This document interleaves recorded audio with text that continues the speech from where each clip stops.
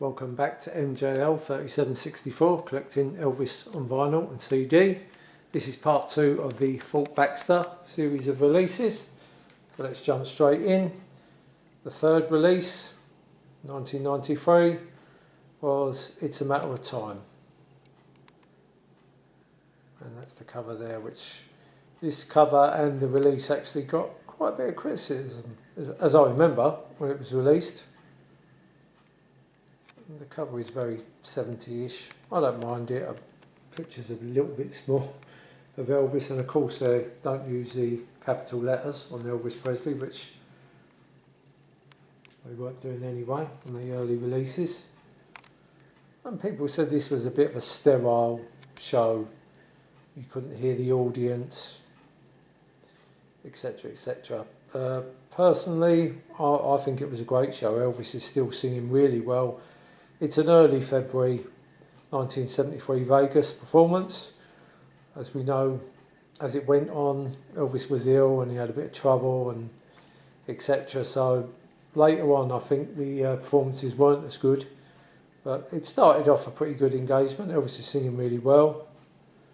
This CD runs for 53 minutes. And the track It's a Matter of Time is actually from August 1973 in Vegas. It's a request and Elvis just did it impromptu, and it is brilliant.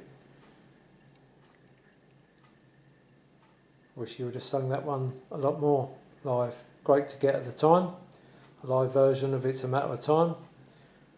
Hidden away as a B-side of Burning Love. Great track, I think.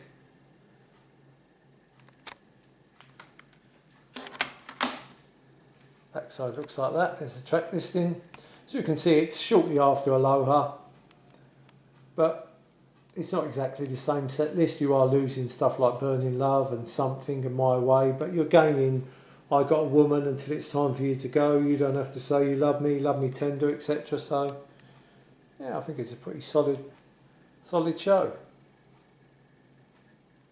and in great quality. Take a look at the inside. Again, the picture on the inside is very small. I'll stop the camera so you can see the booklet.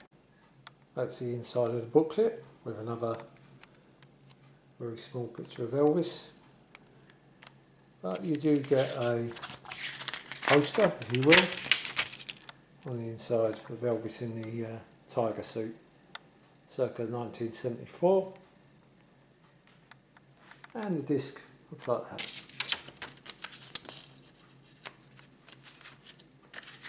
So a great release. Next one up, also 1993, is Opening Night 1969.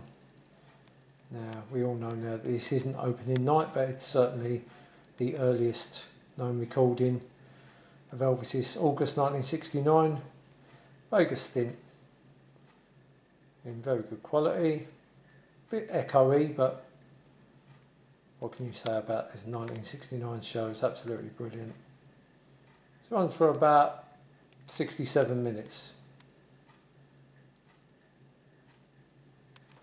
That's the cover.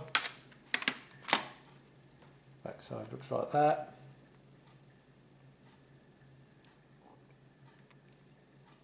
Again, great live versions. Can't fault any of the 1969 shows. Inside looks like that. I believe you've got a picture. If I can get the yeah, you've got one picture and some writing there, some text. I'll try and hold that still and let you pause that and read the text.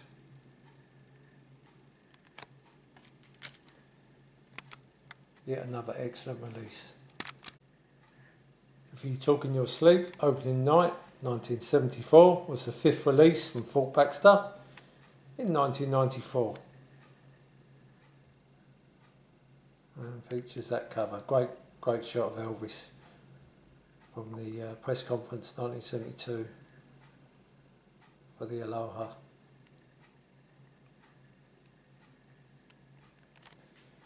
And most people know this show is the August the 19th opening show, where Elvis changed his set list around. Superb show. This has been issued many times. This was actually out on bootleg before this release, which was where I first heard it, which was on this one, which is called Down in the Alley. And it looks like that. That was from the Elvis Presley live collection. We'll go through these CDs. I've got a few of these. This is an audience recording of the same show, which is where I first heard it. And it was issued again later on this release in slightly improved sound. Sunset Boulevard to Paradise Road. Featured on disc 2, that show. There. Of course it's been issued officially now. But for the time, yeah, superb. Wish he would have stuck to his guns really, and I think the people would have got used to it. But unfortunately he went back to CC Rider, I Got a Woman, etc, etc, Love Me. Really good show. It's the inside. They have a picture on the inside of this? They may have. Excuse my hands. Yeah, and an advert for the magazines, The Manly's Music.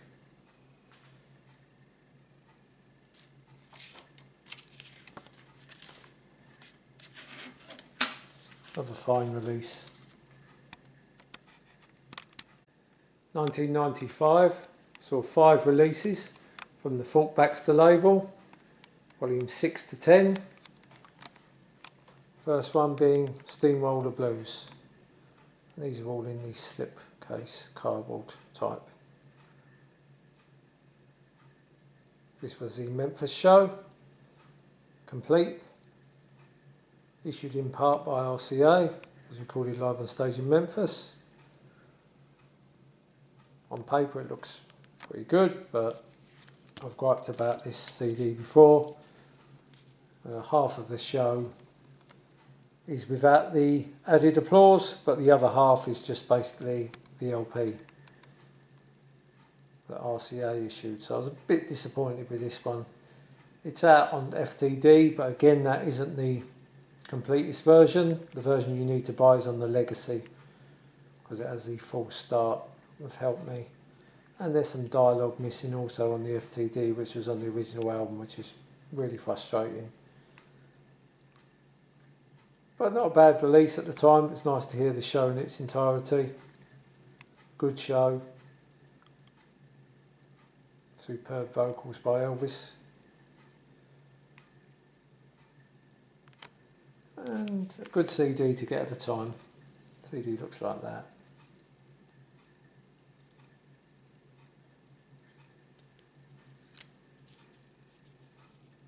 Next one up was the bicentennial Elvis Experience.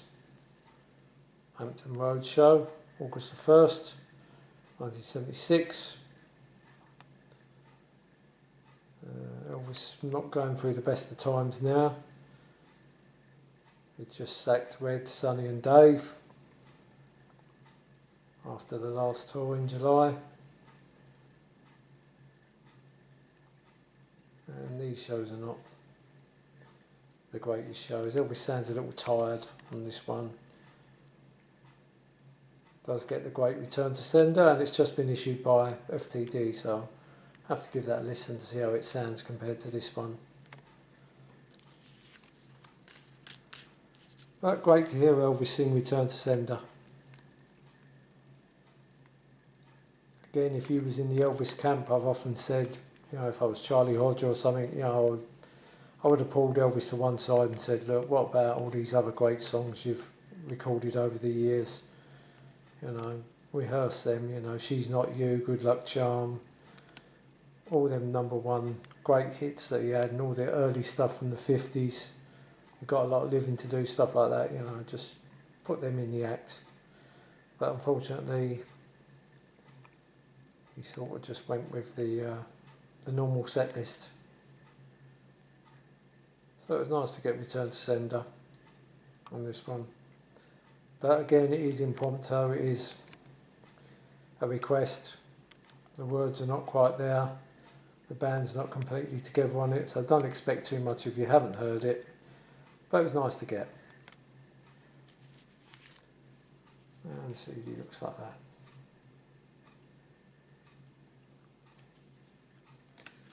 Again, great quality. Some highlights in the show as well. It's not a bad show, but not one of his best, in my opinion. Next one up is Moody Blue, another great performances. This one came with a little card with the track listing on it.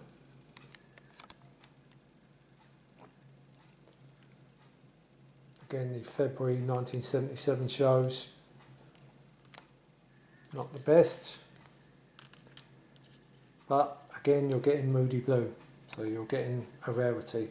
You're also getting When No One Stands Alone, another good version of Unchained Melody. So as we all know, Elvis could still sing really strong even when he was ill, so it's not a bad release.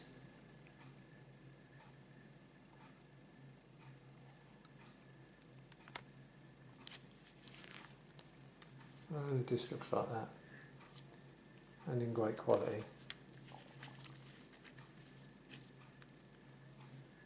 Next one up, Elvis at Full Blast. Now this is a return to form. I love the August 72 Vegas shows.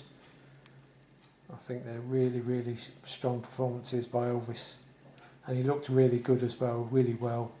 A lot better than he did actually on Elvis on Tour. It's a great show. Again, a lot of this has been issued by RCA now.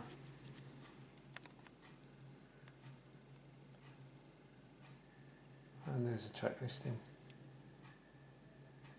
Superb show from start to finish.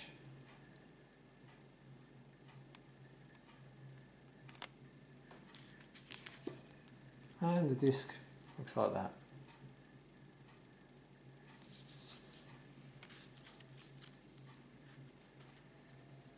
And the last one up from 1995 is Spanish Eyes, which is a Lake Tahoe show.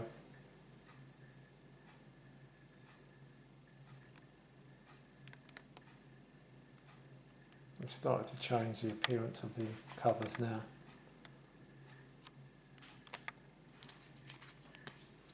This looks like that.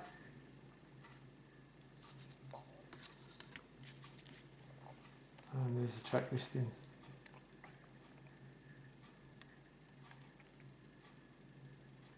And again, for the time, you're getting a very rare live outing of Spanish Eyes.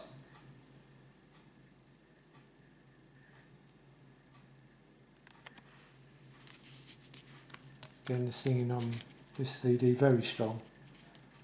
Very strong Elvis in Lake Tahoe. The running times for these CDs are as follows. Steamroller Blues is 69 minutes. The Bicentennial Elvis Experience is 61 minutes. Moody Blue, another great performances, is 60 minutes. Elvis at Full Blast is 60 minutes.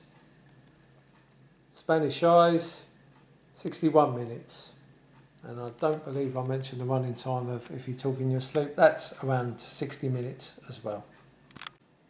To save rushing through these last 4 releases, I think we better make this a 3-parter. So please join me for part 3 of the Fort Baxter label releases. Until that time, just remember, while there's music, life's no waste.